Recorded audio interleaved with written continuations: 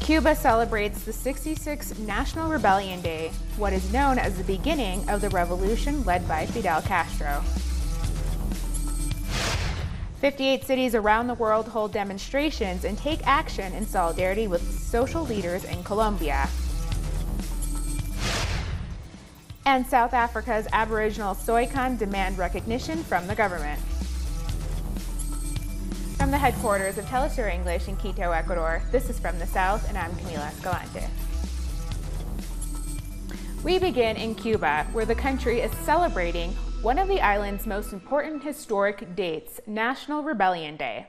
The commemoration is held every year on July 26th to mark the anniversary of the 1953 attack on the Moncada barracks, led by Fidel Castro. The attack failed in its immediate objectives, but it marked the beginning of the struggle to overthrow the U.S.-backed dictator Fulgencio Batista, which ended in the victory of the revolution in 1959. Thousands of Cuban citizens have taken to the Plaza de la Patria in the city of Bayamo to celebrate the event. The first secretary of the Communist Party of Cuba, Raúl Castro, and Miguel Díaz-Canel Bermúdez, president of the Council of State, led the event. The revolution needs us to fight in defense of the economy, for us to break the enemy's plans, to destroy us and to strangle us, for us to strengthen the people's morale, citizenship, decency, solidarity, discipline, and above all, public service, since that is the legacy of our founding fathers. During his speech, President Díaz-Canel also condemned mounting aggression by the U.S. government against Cuba. Today, I denounce to the people of Cuba and the world that the United States administration has begun to act with greater aggressiveness to prevent the arrival of oil to Cuba, with cruel extraterritorial blocking actions. They try to stop the arrival to Cuban ports of oil tankers, brutally threatening shipping companies, the governments where these vessels are registered, and insurance firms. The genocidal plans to affect even more the quality of life of the population, its progress, and even their hopes, with the objective of hurting the Cuban family in their daily life, their basic needs, and also accuse the Cuban government of inefficiency. They aim to cause discontent and social outbreak. This year, the National Rebellion Day celebrations are taking place in the province of Granma. Let's take a look at the significance of this historic location. The national flag, designed by independence fighter Carlos Manuel de Céspedes, was raised in the Revolution Square in Bayamo, some 700 kilometers away from Havana. These women, dressed like the Mambisas, who fought in La Manigua against the Spanish colonizers, are witnessing the ceremony commemorating the 26th of July. The atmosphere for July 26 is huge. Cuba has made great strides, and we want to keep moving forward. We are not afraid of any blockade. The spirit of rebellion has always accompanied the citizens of Bayamo. This was the first city taken by anti-colonial rebels. The national anthem was also written and sung here for the first time. In 1869, the city was burned to the ground by its own inhabitants who refused to let the enemy take it over. Another crucial event is the raid on the Carlos Manuel de Céspedes barracks on July 26, 1953, led by the then young leader Fidel Castro. The raid was part of the continued fight started by Céspedes and was led by ideas of José Martín. As Fidel once said, Martín was an intellectual author of the revolution and chose Bayamo both for his fighting spirit and its geographical location. Here, they stopped the reinforcements from reaching Santiago de Cuba.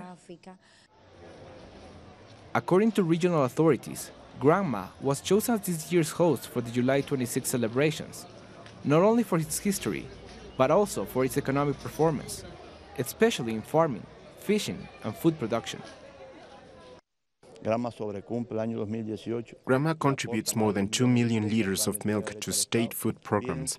It has well-developed cattle farming, and it also contributes to other sectors of the agriculture. This year's celebrations come in the context of a worsening U.S. blockade that has the purpose of creating discontent in the population and strangling the economy of the island. As part of the celebration of National Rebellion Day, the citizens of Granma assured that their traditions showcase the determination with which, regardless of Washington's interventionist actions, the people of Cuba will resist.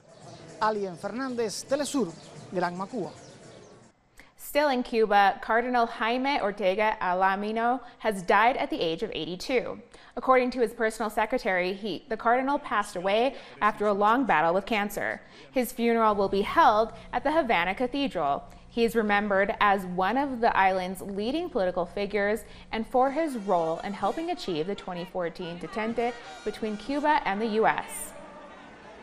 We truly lament the loss of the Cardinal. He has spent years doing good work for this city. For all Cubans, we lament the loss. I think he was a great man.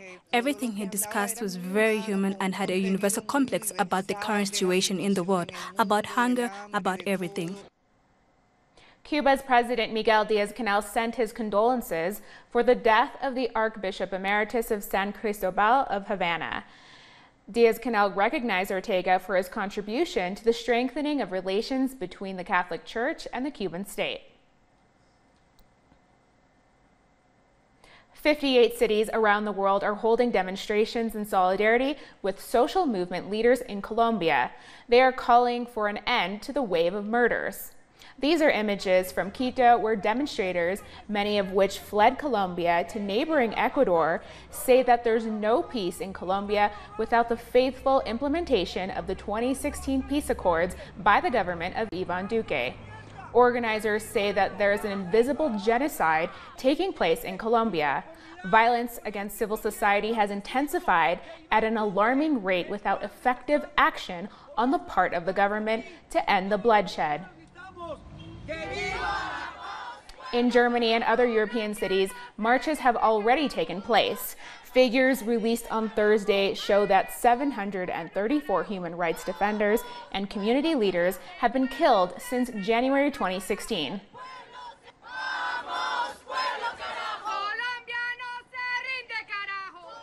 Earlier, we connected with Raul Burbano with Common Frontiers as they prepare for one of the many actions being held today in solidarity with Colombia's social leaders, movements, and the peace process. Raul joined us from Toronto. Well, it's very important because the situation in Colombia, many of us expected to get better after the signing of the peace agreement in 2016, but unfortunately the situation the violence it continues to increase, it's systematic and it's national, and that's very concerning for us, Colombians and Canadians in Canada, because Canada has played quite a role in supporting the Colombia economically. Canada is the fifth largest source of global investment in Colombia. There's a lot of mining, oil and gas investment in Colombia and infrastructure projects.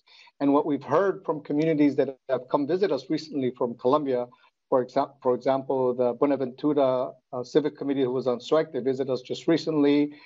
Communities from Santurban who are fighting to protect El Páramo, is that directly or indirectly, Canadian investment is having a major impact negatively in many cases in some of these communities, displacement, contributing to the difficult situation in Colombia. So we're calling on the Colombian government, Mr. Duque, to first fully and genuinely implement the peace agreement that his predecessors and his current government has committed to.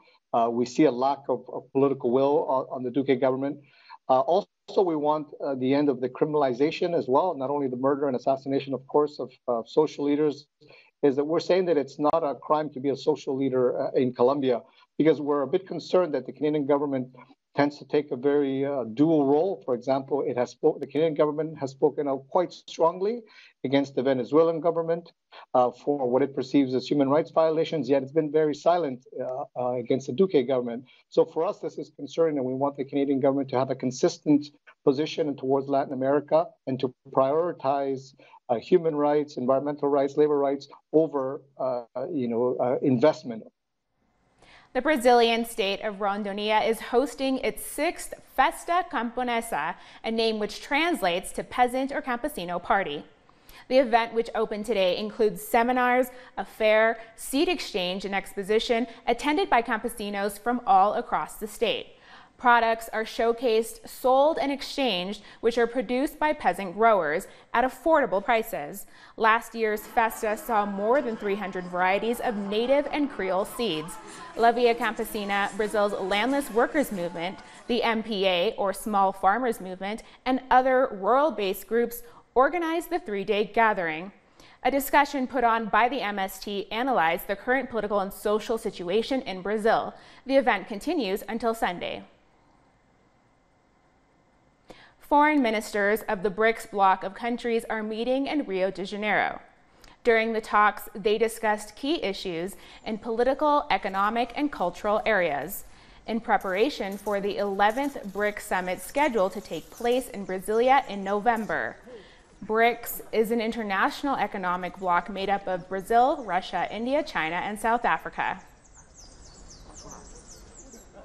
During the meeting, Russian foreign minister warned about anti-Iran steps being taken by Western nations and how these are leading to rising tensions in the Persian Gulf. The Iran issue sparked serious concern. Our U.S. colleagues have not only withdrawn from the Joint Comprehensive Plan of Action, which was approved by the UN Security Council, but also issued threats of illegitimate unilateral sanctions against other countries, trying to prevent them from complying with the UN Security Council resolution, which is legally obligatory. We call on our Iranian colleagues to stay firm. We would like to highlight they keep on adhering to the Treaty on the Non-Proliferation of Nuclear Weapons and the Agreement on Guarantees with the International Atomic Energy Agency, as well as the additional protocol to this document. I hope you understand it is counterproductive to demand only Iran to comply with the Joint Comprehensive Plan of Action unilaterally, when other members of the treaty, especially our Western colleagues, do not wish to do so. 140 Venezuelans are returning to their home country from Brazil under the Return to the Homeland Plan. They were seen earlier preparing to depart from Boa Vista. The total number of repatriated Venezuelans, most from neighboring countries of the region, is now 15,111 as of today's date. Of that total, 78 flights have returned citizens home, the majority from Peru and Ecuador, though the larger share of those who've returned home have gone back by bus. We'll take a short break now. Join us again in a minute.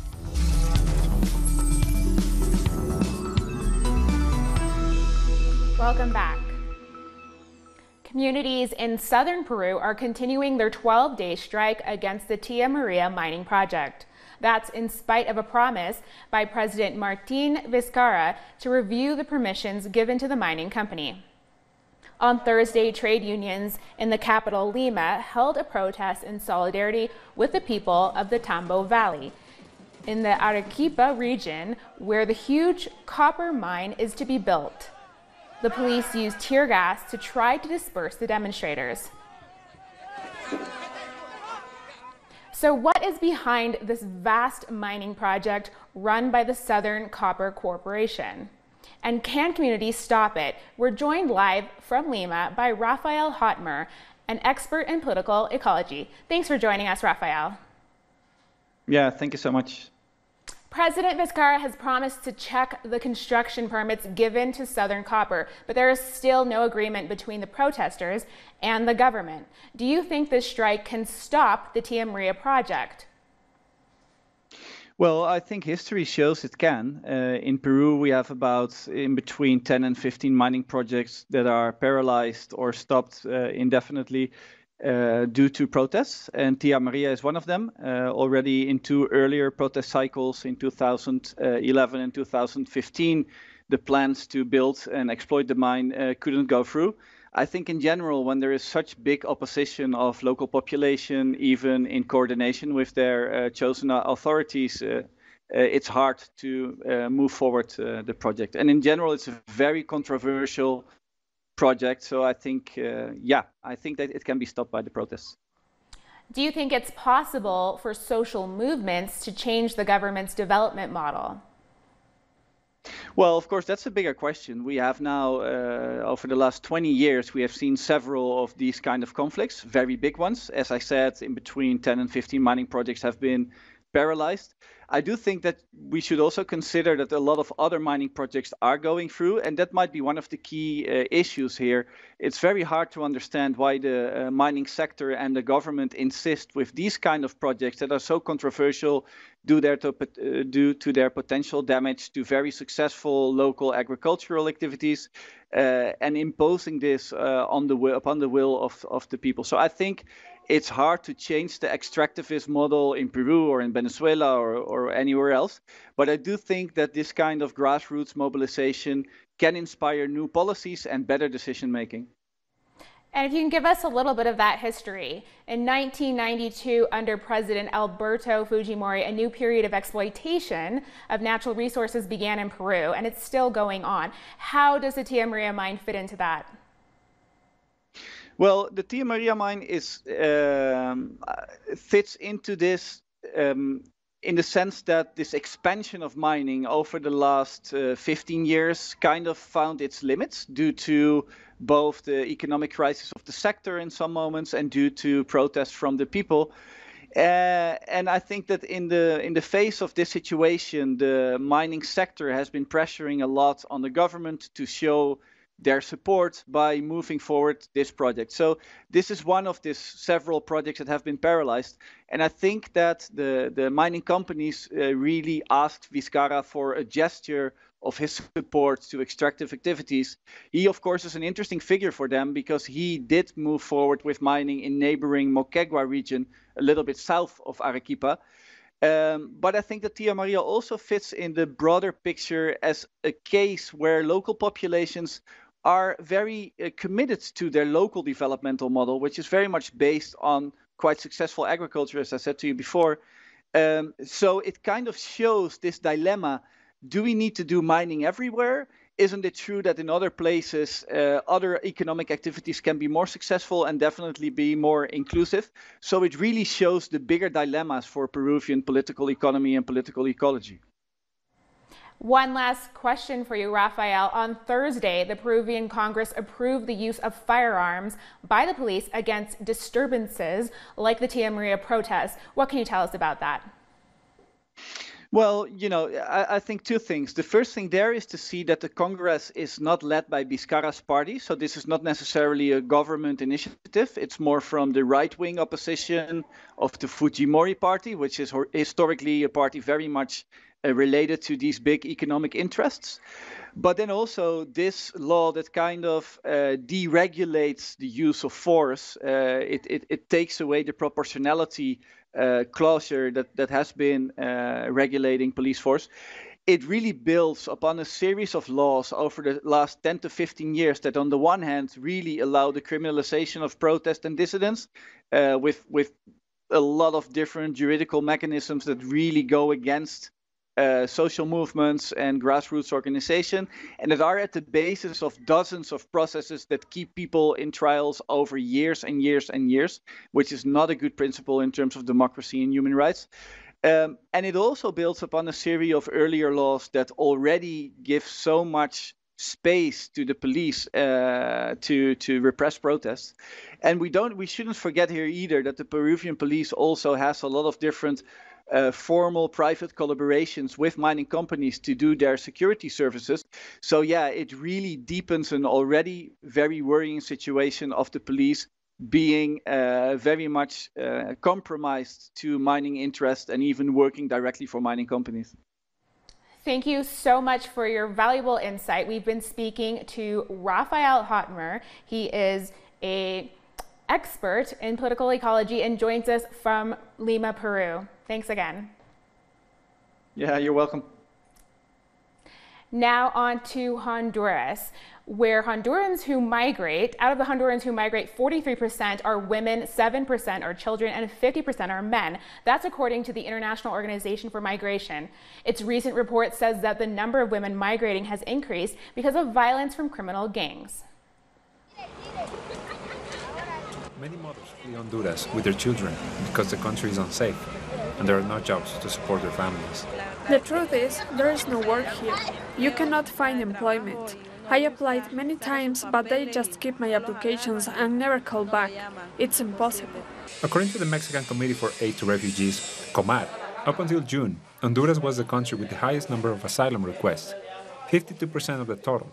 Most say they have been threatened by criminal gangs back home. The country faces huge challenges in terms of inequality and unemployment, but also of violence, which makes it even more difficult to find solutions. In addition to the lack of state aid for victims of the widespread violence, there is a total absence of social policies to tackle poverty, which affects 68% in Honduras, and this causes even more insecurity. All this mass migration where families with children, sometimes children traveling alone, join these big caravans, stems from just one thing: the complete failure of social policies and the lack of any opportunities for inclusion or participation in the country. Feminist organizations say the government has also failed to look after the women and children locked in detention centers on the border or inside the United States.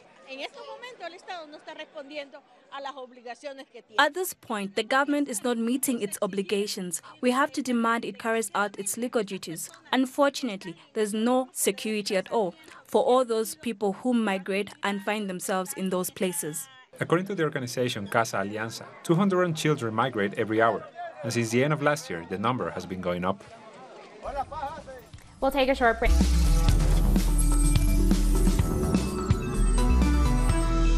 Welcome back. Libya's Red Crescent movement has recovered more than 60 bodies from a beach, a day after a boat carrying migrants capsized in the Mediterranean Sea. We warn our viewers that the video which you are about to see contains graphic images. According to authorities, the boat was carrying up to 350 people before it sank north of the coastal city of Coms. So far, only 130 have been rescued. The victims include nationals from Eritrea, Egypt, Sudan, and Libya. This latest shipwreck brings the death toll of migrants in the Mediterranean Sea to over 600 this year. The Aboriginal people of South Africa say they want recognition from the country's democratic government. Representatives of the San and Khoi people have taken their protests to the doorstep of the president's office, and they won't be moving until they are recognized as first people of the country. The people known to be the Aboriginal people of Southern Africa, now known as the Crescent, say they are yet to be given their rightful place in South Africa. This is Chief Crescent SA, a man who's been leading a 7-month protest outside the president's office in the capital, Pretoria. He's been camping on the lawns of the seat of government with his family, calling on government to do the right thing. Well, the government has already approached us in the background regarding that they've basically said that they will make one of the dialects, the Nama dialect, official in the Northern Cape, which we said it's unacceptable. We can't accept a language to be official only in one province where there's 9 provinces in South Africa. The well-known recognition of the Crescent people is on the country's coat of arms. Even the motto is written in one of the languages, but Chief Crescent SA says it's not enough. South Africa is also in the middle of winter, and camping at this time is definitely not for people without a cause. Well, we only survive because of good Samaritans. That's what I call them. People that have listened to our story on TV, as also on the newspaper, and just come here and read around the placards, the boards. These are the people that come and approach us. They're the ones that give us donations. The Union buildings here in South Africa's capital, Pretoria, is probably the most strategic place to stage a protest like the Aboriginal people of South Africa here behind me, not only because it's the national key point, but it's also the seat of government. So the president and the deputy president will be able to see this protest taking place just outside their office on the Union building's lawns. But whether they will set a solution for them or not is something that remains to be seen. I'm Matiba Mahlachi in Pretoria for Telesur. We've come to the end of this news brief. You can find these and many other stories on our website at telesurenglish.net. And join us on social media, Facebook, Twitter, and Instagram. For Telesur English, I'm Camila Escalante. Thank you for watching.